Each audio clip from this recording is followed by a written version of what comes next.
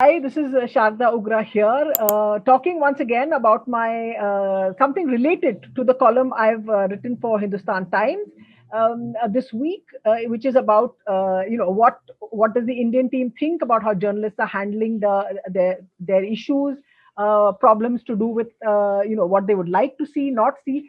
Anyhow, so this discussion I'm having is not exactly about what I mentioned in the column, but about sports journalism at large and how we are in this day and age, how we are working in this industry, and how we see things as compared to what it was in the past. I've been working for 30 years, and I have with me two people who've been working, who are at two ends of the spectrum. In the sense, Pradeep Magazine, former sports editor of the Hindustan Times, is here.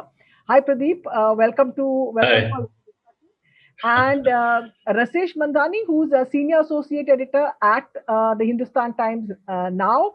Hi, Rasesh, welcome. Um, Hi, Shara.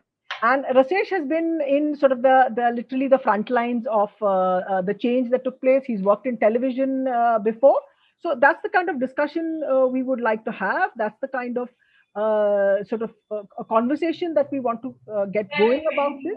So I'm going to start with Pradeep, who's slightly older than me, not much, just a few years, let's say.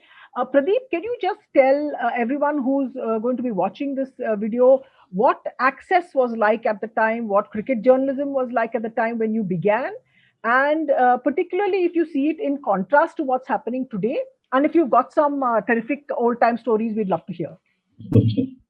Well, I think we have gone through various phases of journalism. I've seen the transition very closely.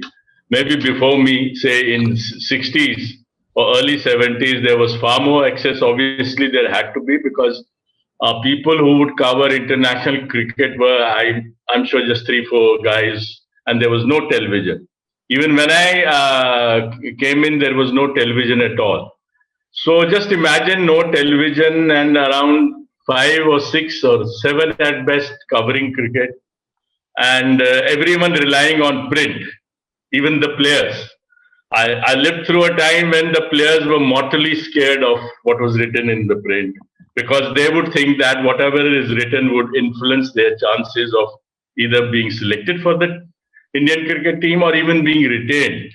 So you can guess that the player and the journalism or journalist relationship was friendly, but at the same time there was a tension. The tension was because the player thought that the journalist wants to act like a god, and the journalist thought that he is performing a duty, and also knowing that yes, he has a certain clout.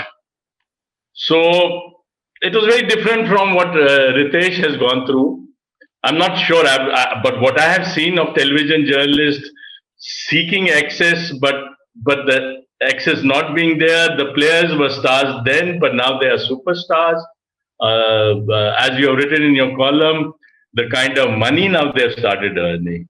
They control their destinies. They think they control the destinies of even the fans or even the journalists who write about them. It's because of them we exist, and it's not the reverse way.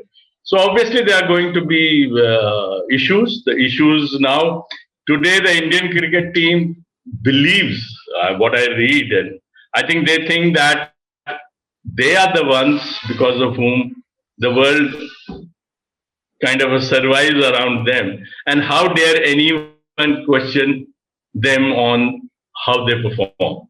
As we have seen, I've seen many press conferences, or I've heard stories where the Indian cricket captain or the coach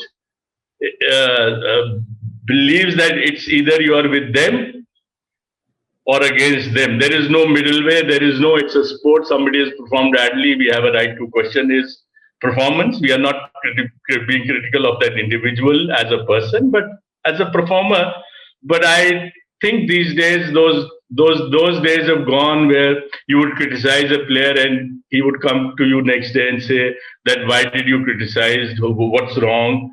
Should he improve, or maybe you wrongly criticized him? That kind of a relationship is over. I doubt whether it exists. Ritesh may be able to explain that better. Rashesh, you tell us. You came into sports journalism in say 2003. I remember we were talking about this.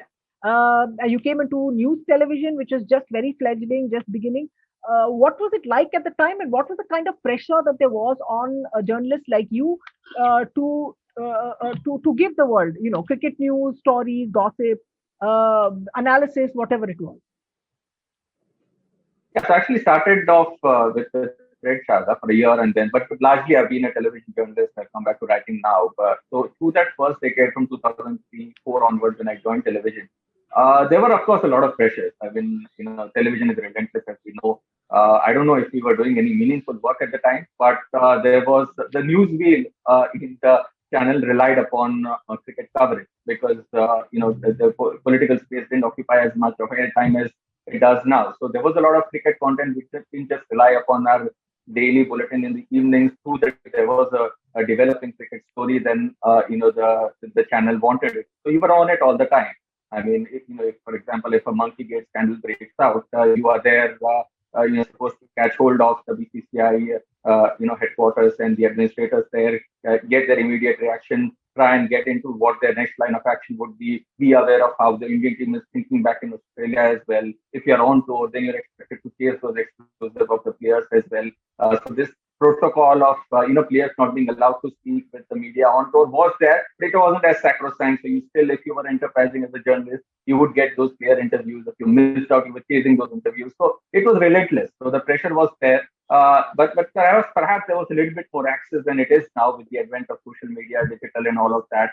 All these organizations have their own social media handles. The players have their own handles. As far as this publicizing what they are doing and what they are doing next, that is being taken care of. So essentially, in those terms, obviously the access has gone down dramatically. And has it been in a way almost for a television journalist or a television journalist now in print, has it almost been liberating in a way that now that because access has been cut off, you can be a lot more objective about it because you think anyway there's not going to be any interview, so I can write whatever I want. I can say whatever I want on. Has that happened in any manner? Absolutely, it has. I mean, I think there's no doubt about it, which is the good side about it. I mean, a lot of us don't find it quite amusing the way things are played out in the social media. But the good advantage of having these Twitters and these agency video websites for the television point of view, those immediate reactions come in, so you don't have to chase them. You can, if you want to rely upon an opinion, an official opinion based on which you want to build a story, you can do that. So I think people who are looking to do meaningful work can most certainly do it now. As long as your organization allows you to, that's a terrific way of operating. Pradeep, what you hear as a primary sort of point that keeps coming up in these sudden sort of expressions of displeasure from say the team, management, board, is that in other countries this doesn't happen. In other countries they support their team. In other countries they talk up their players. What is your response when you hear that? We all discussed it in the column that I wrote. I said, listen, other countries, the main countries, cricket is not their only sport. Cricket is played one half of the season, and then there's another half of the season, and they play something else, and they have another team there and other things to worry about. What is your response when you hear this? In other countries it doesn't happen. Wo wale log, unke log, those other people. What is your when you're listening to all of this? And these are Well, Sharda, my experience of say English journalism or Australian or Pakistan journalism as such is that the player journalist relationship is healthy. I think it's healthy that they are very friendly. I've seen a lot of them being very friendly. Cricketers do respect the space journalists have. Yet I have seen a lot of criticism by those very journalists of even their superstars. I doubt in India that space used to exist. It does not exist. I doubt it existed. I don't think it exists at all. There was a time when somebody could say criticize Kapil Dev, Gavaskar, or Saurav Ganguly or Rahul Dravid, write strong pieces, and yet the next day, Shata, you've seen that yes, the player would be upset. But at the same time, it wasn't as if that, look, you have written now so and so things against me. How dare you? And I will take revenge. I mean, now for the players to say that in other countries, no, other countries, yes, they support their team. And to say that Indian journalists don't support their team, if you look at newspapers, if you look at television, I mean, they are superstars. They are praised day in and day out. They're treated more than like film stars. For them to say that, look, just if one paragraph is written against someone or one piece in a year appears against the team, it doesn't mean that the entire journalistic world is against them. It's not. India, in fact, there's hardly any criticism about the Indian team. To say that the wicket was not good, I mean, you may disagree with that viewpoint. Some people might say, no, you are wrong. But to say that to be critical of a wicket is being anti-India is ridiculous. Rashesh, you have this. Very quickly, Pradeep, is there any story that you remember that you would like to tell people who are listening to this, who are possibly younger, about this kind of to and fro, this kind of dialogue and discussion, and maybe a little bit of an argument you had with a player about something which sorted itself out in due course because that's how it was. Is there anything that comes to mind? Till 2007, I think I covered cricket till the World Cup 2007 quite extensively, the later part of it, and I've been quite friendly with the cricketers of that period, be it Ganguly, be it Tendulkar, be it Rahul Dravid, or the earlier generation, Azharuddin, Kapil Dev. So I have had a lot of arguments with the players. They haven't liked what you have written, but in the long run, you see, in the long run, this all evens out. At least during my period, it evened out. Today, I've been critical of someone, or you've been critical of someone. The player might think that, oh, this person comes from so and so agenda, but the next time he realizes that no, it doesn't. Like he's praised me again, or I was thinking it's because of this reason I am wrong. So you establish your credentials with the cricketers over a long period of time, and if you have reached a stage where your criticism has no agenda in it, which becomes apparent to the players as such, the relationship remains healthy. And in my period, I am sure with you, Sharda, as well, the relationship has remained healthy. Maybe at some given point of time, maybe it hasn't, but it is evened out. But today, I think what the stage has reached, which I have seen it happening as a sports editor, I have seen it, because the newspapers marketing department becomes one wing of your cricket reporting, and because there is so much of money involved, so much of advertising involved, they are the ones who put pressure on you to say, look, don't go beyond this, don't criticize so and so, his agent might not be getting this much of ad, and it's happened all across the board. So as Ritesh was saying, that as long as your organization is not telling you not to do this, not to do that, the individual journalists involved, I'm sure, would want to be as fair and as honest as anyone else during my period was. I'm just saying that, Rashesh, do you think it has to be adversarial in a way? Because what's happened because of access being cut off, it's almost like it's almost become like an adversarial relationship. That either you're standing up in a press conference and asking them happy, soft questions, or they look at you like you're challenging them for something, and okay, now let's pick a fight, kind of a thing. Do you find that it's gone at these two extremes rather than there being a sort of a healthy kind of a equation between journalists and basically the national cricket team superstars? I don't think other cricketers are quite so touchy, but you never know. So I think sometimes the cricketers, the modern cricket, I mean, obviously in terms of they probably don't think too much of the media, which can be understood because there is things have changed after the IPL and all of that, which is the way it is. But I think not always do the players mean what they say. Now, Ravichandran Ashwin, for example, when he took up that spokesperson's mantle in that press conference with the pitch debate on, and he was essentially questioning the fundamentals of the ICC pitch manual when he said who made these rules about the fact that it will steam on one day and then it should flatten out on another and then spin on the third. He was taking a dig at that ICC pitch manual. obviously, if there's someone is sitting down and writing an objective piece about why that may not be the best way of going about it, no one's stopping you from doing that. The Indian team might think at the time that it is just a bit of a sound and a bit of a noise, which is fine. But people can still, if they choose to, write an objective piece and carry on with that. And I think Ashwin, we know, is an intelligent cricketer, so he knows he knew the flip side of the argument that he was putting forward. He knew that if this continued for a period of time, then the broadcasters would make a hue and cry about it because matches would end early.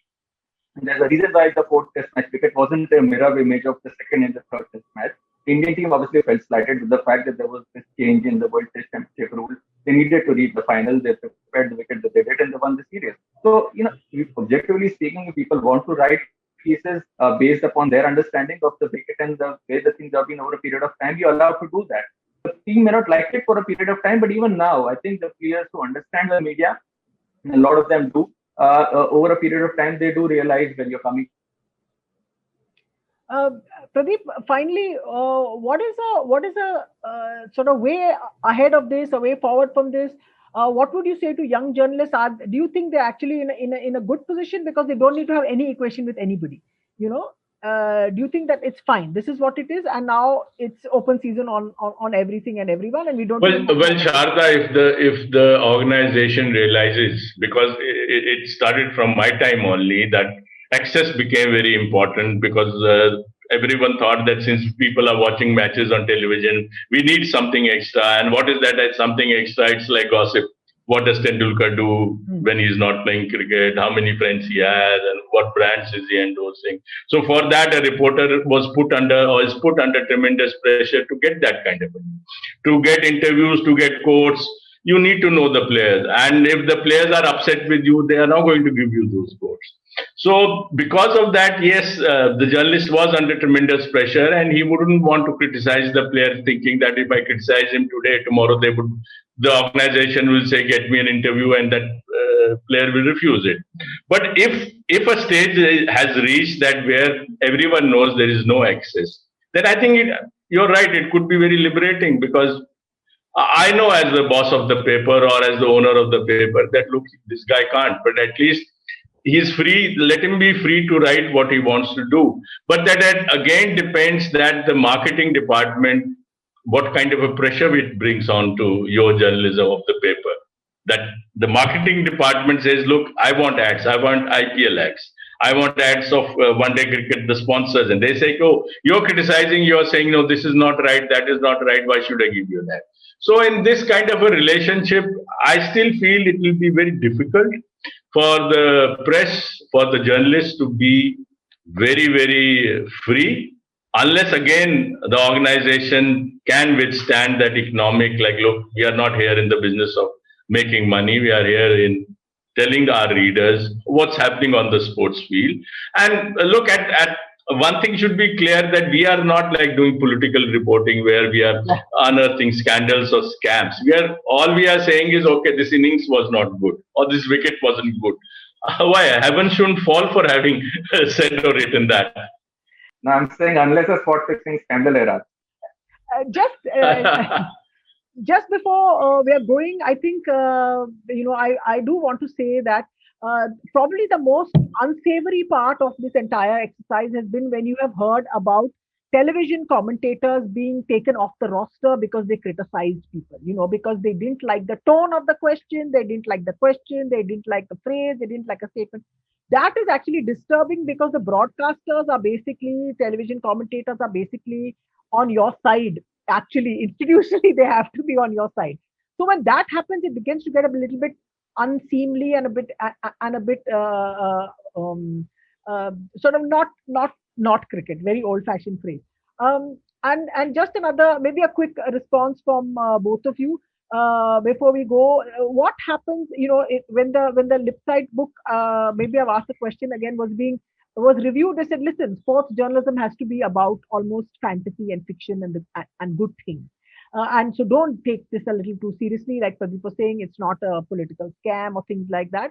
What is your response to that? What is your response? Let's go with you first, Rasesh, about the fact that let's all write the happy and the nice stuff, and not everything else in the world is also quite rough. So why don't we just forget about all the other stuff that's happening in sport. And after you, Pradeep, the same answer, the answer to the same question.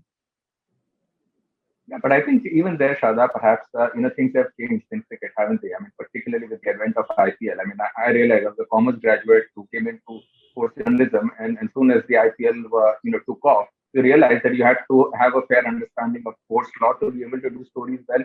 You have to understand medicine when these doping issues come to light. Be able to report better if you have a better understanding of all of this, and to be able to be enterprising and to get to these stories first and put them down well, and all of that. So cricket reporting has changed. It isn't about whether you can sweep to the spinner or come down the track. Things have become a bit wider than that, and so people will have to know these things better. Only then they can report better. So perhaps cricket and sport is no longer just that good old fashioned writing. There has to be a better understanding of a lot of these issues as well.